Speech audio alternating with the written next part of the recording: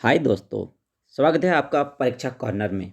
मैं निखिल जाखड़ आपके लिए लाया हूँ एमपी कांस्टेबल 2017 और 2016 में जो भी क्वेश्चन जीके के क्वेश्चन पूछे गए थे, करंट अफेयर के क्वेश्चन पूछे गए थे, वो सारे क्वेश्चन लेके आया हूँ। पुराने करंट अफेयर से मैंने नया करंट अफेयर रिप्लेस करने की कोशिश की है ताकि आपको नए क्वेश्चन मिले और आपकी हेल्प हो सके। मैंने क्वेश्चन वहीं से उठाए हैं जो पुराने टॉपिक में से किसी टॉपिक से क्वेश्चन करंट अफेयर का आया था, उसी टॉपिक से रिलेटेड ही करंट अफेयर मैंने यहाँ पे उठा के डाला है।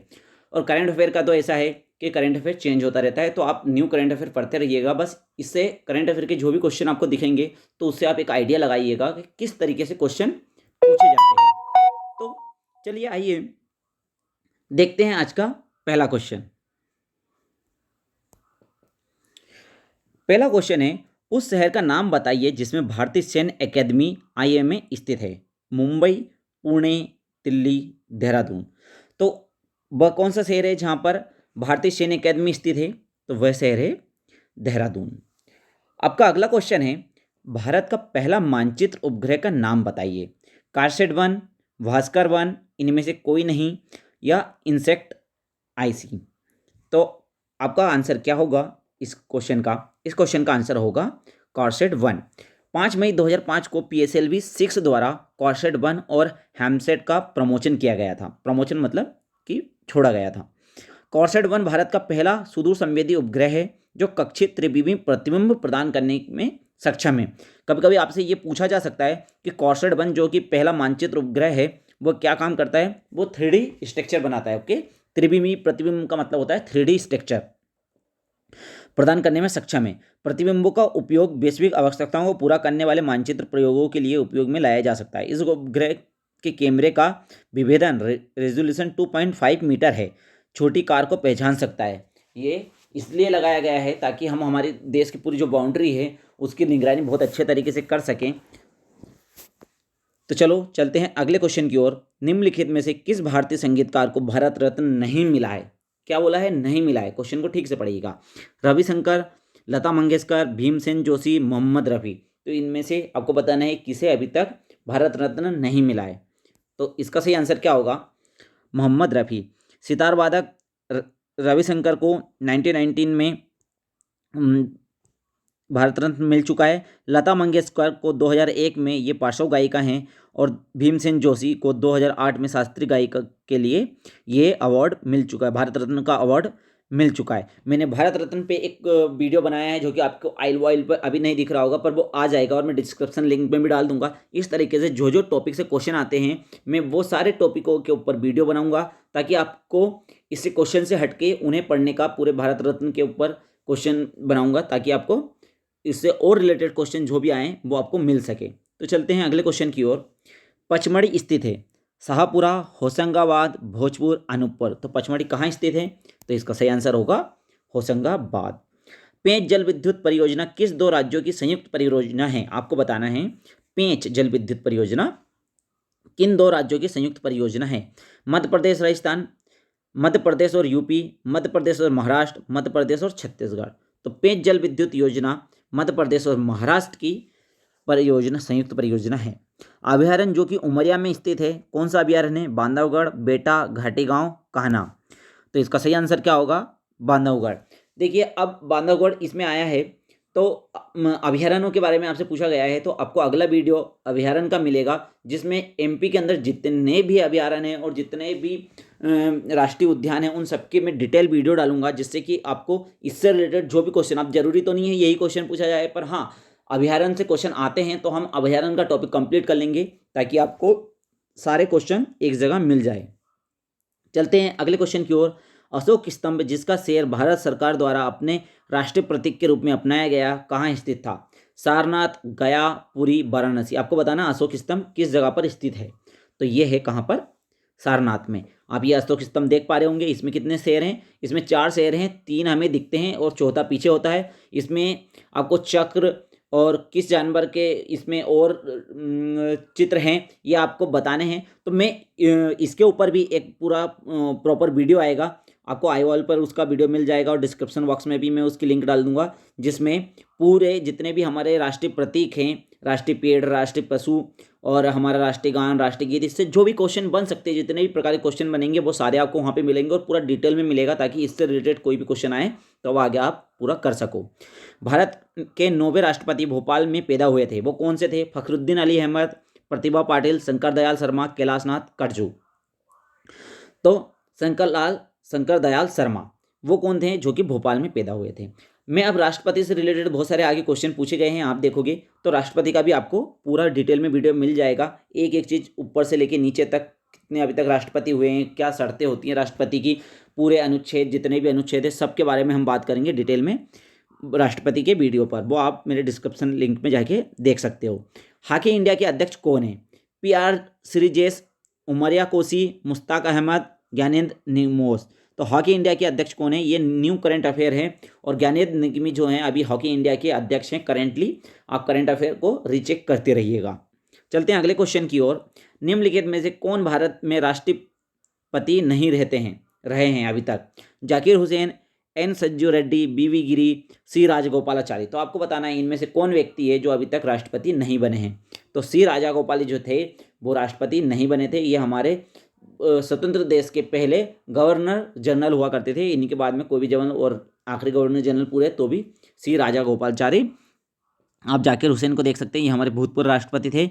नीलम सज्जी रेड्डी और BR वेंकट गिरी, BV गिरी इनका नाम था। ये 2 बार हमारे राष्ट्रपति बने हैं, एक बार अस्थायी और एक बार स्थायी। राज्यसभा के उपाध्यक्ष कौन हैं? सुमित्रा महाजन, हमीद अंसारी, PJ कुरियन, हरिवंश नारायण सिंह। तो हरिवंश नारायण सिंह जो हैं वो राज्यसभा के उपाध्यक्ष हैं अभी करंट में। ये करंट अफेयर का क्वेश्चन है, मैंने आपसे बोला था कि करंट अफेयर के जो भी क्वेश्चन होंगे मैं आपके लिए लेके आऊँगा। राष्ट्रीय आपातकाल किसके द्वारा घोषित किया जाता है? सांसद, कानून मंत्री, राष्ट्रपति और प्रधानमंत्री। तो आपको पता ही होगा, राष्ट्रपति शासन राष्ट्रपति के द्वारा लागू किया जाता है। हम इसके बारे में थोड़ी डिटेल पढ़ लेते हैं। संविधान के भाग 18 में अनुच्छेद 352 से लेकर 360 तक आपातकाल के प्रावधानों का उल्लेख है ना। 18 संविधान का भाग कौन सा? 18 की बात चल रही है। और अनुच्छेद कहाँ से कहाँ तक है आपातकाल के बारे में? 352 से लेकर 360 तक आपातकाल के प्रावधानों को दिया गया है। ये सभी प्रावधान केंद्र सरकार को किसी भी असामान्य स्थिति से निपटने में सक्षम बनाते हैं। राष्ट्रीय आपातकाल अनुच्छेद 352 में दिया हुआ है, राज्य आपातकाल अनुच्छेद 355 में दिया है और वित्तीय आपातकाल 360 अनुच्छेद 360 में। ये भी क्वेश्चन पूछे जाते हैं। चलते हैं अगले क्वेश्चन की ओर। शिवपुरी में माधव राष्ट्रीय उद्यान की स्थापना किस वर्ष में हुई थी?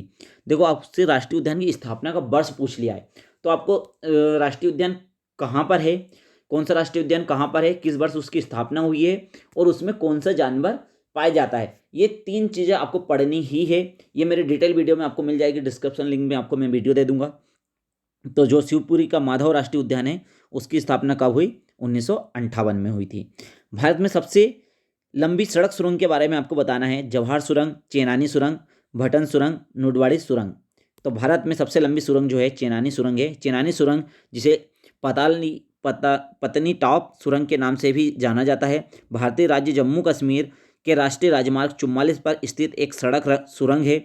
इसका कार्य वर्ष 2011 में आरंभ हुआ था तथा उद्घाटन 2 अप्रैल 2017 को किया गया। यह भारत की सबसे लंबी सड़क सुरंग है जिसकी लंबाई 9.28 किलोमीटर है। तो ये चेनानी सुरंग के बारे में। ये देखो सड़क सुरंग है, ये रेलवे सुरंग नहीं है, रेलवे सुरंग अलग है। अब आगे चल के मैं बताऊंगा उसके बारे में। निम्नलिखित में से कौन प्रथम भुगतान बैंक है जो भारत में प्रचलन आरंभ किया है?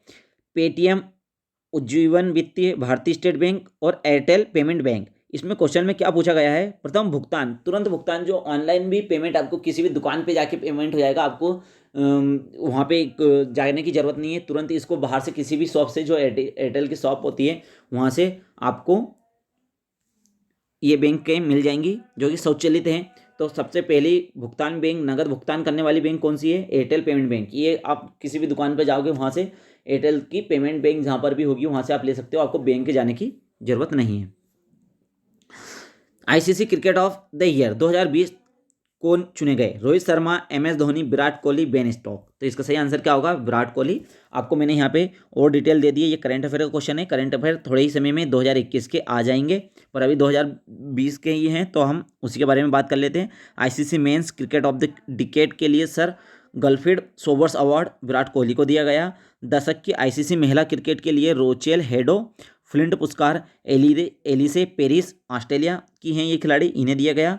आईसीसी के men test cricket of the year the decade year Steve Smith Australia. ICC men's ODI cricket के बारे में आपसे पूछे तो विराट कोहली।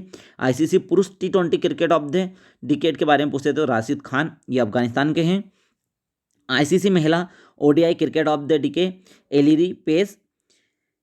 आईसीसी महिला टी20, देखो सभी जगह एलिरी पेस है। यदि महिला के बारे में पूछे, ICC spirit of the cricket award किसे दिया गया? एमएस धोनी को आईसीसी क्रिकेट की आत्मा बताया गया है। भारत में राष्ट्रीय विज्ञान दिवस कब मनाया जाता है? 30 जनवरी, 28 फरवरी, 25 दिसंबर और 1 दिसंबर। तो राष्ट्रीय विज्ञान दिवस कब बनाया जाता है? 28 फरवरी को राष्ट्रीय विज्ञान दिवस बनाया जाता है। अगला क्वेश्चन है, प्रथम कुलदीप नायर पत्रकारिता पुरस्कार कब प्रदान किया गया? किसे प्रदान किया गया है ना? प्रथम कुलदीप नायर पुरस्कार मन्नल पांडे, रघु राय, रवि कुमार और प्रभाष जोशी। तो ये किसे दिया गया? रवीश कुमार को दिया गया है प्रथम कुलदीप नायर पुरस्कार।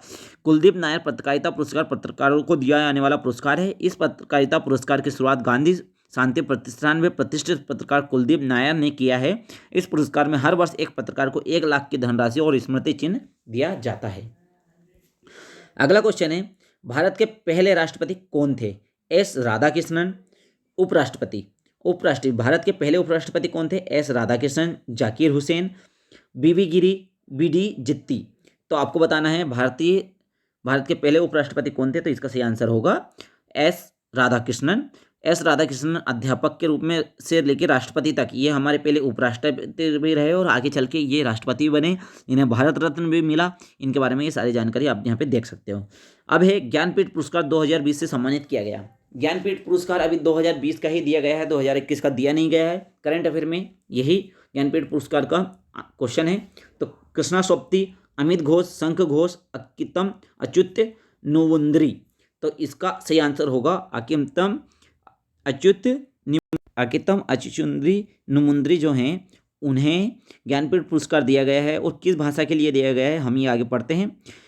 24 सितंबर 2020 को मलयालम साहित्य के मशहूर, किसके लिए? मलयालम साहित्य के लिए दिया गया है इन्हें, है ना। मशहूर कवि अकितम अच्युत नुमुंद्री को केरल के कुमारनल्लूर जिले में स्थित उनके आवास पर आयोजित किए गए एक विशेष कार्यक्रम में ज्ञानपीठ पुरस्कार से सम्मानित किया गया। ये ज्ञानपीठ पुरस्कार 55वां ज्ञानपीठ पुरस्कार था। भारतीय ज्ञानपीठ न्याय द्वारा भारतीय साहित्य के लिए दिए जाने वाला ये सर्वोच्चतम पुरस्कार है। अकितम अच्युत नुमुंद्री मलयालम साहित्य में ज्ञानपीठ पुरस्कार पाने वाले छठे लेखक हैं। कौन से लेखक हैं ये? छठे लेखक हैं मलयालम में जिन्हें ज्ञानपीठ पुरस्कार मिला है।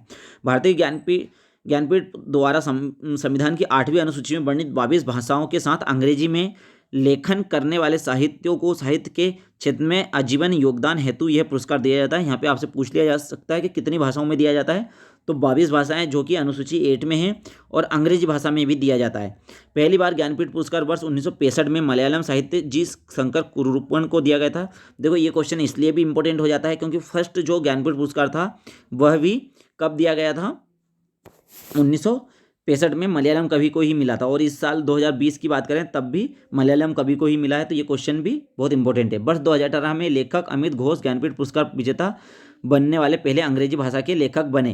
तो अंग्रेजी भाषा में जो पहला ज्ञानपीठ पुरस्कार मिला वो किसे मिला? अमित घोष को। तो यहाँ पे ये सारे क्वेश्चन कंप्लीट होते हैं। तो आपने देखा कि जीके के किस टॉपिक से, हर एक टॉपिक से क्वेश्चन पूछे जाते हैं। देखो जीके में पढ़ने के लिए बहुत कुछ है, आप जितना भी पढ़ोगे कम होगा, क्योंकि यहाँ पे कांस्टेबल के एग्जाम में कहीं पर भी जीके का कोई टॉपिक नहीं दिया गया है। उसने जीके बोल दिया, इसमें वो हिस्ट्री, जियोग्राफी, इकोनॉमी सब पूछता है, एमपी जीके भी पूछता है, करंट अफेयर पूछता है, सब कुछ पूछता है। तो बहुत मुश्किल होगा। आप करंट अफेयर पढ़िए। सबसे अच्छा यही है कि करंट अफेयर के 3 से 4 क्वेश्चन आते हैं, तो करंट अफेयर पढ़िए। बाकी आप मेरे वीडियो देखिए और इससे रिलेटेड जो जो टॉपिक मिलते जाएंगे, जो जो टॉपिक से क्वेश्चन आते हैं, वो टॉपिक के सारे मैं वीडियो करवा दूंगा। आप वो वीडियो देखिएगा तो आपका पूरा जीके कंप्लीट हो जाएगा। आप अलग से पढ़ने की कोशिश ना करें, नहीं तो बहुत ज़्यादा है, ठीक है। और पढ़ना बहुत कम है, आपको सेलेक्टेड क्वेश्चन करने हैं जो क्वेश्चन आते हैं। तो आपको मेरा वीडियो कैसा लगा? यदि आपको मेरा वीडियो पसंद आया होगा तो मेरे वीडियो को लाइक करें, मेरे चैनल को सब्सक्राइब करें। हम मिलते हैं अगले वीडियो में। धन्यवाद।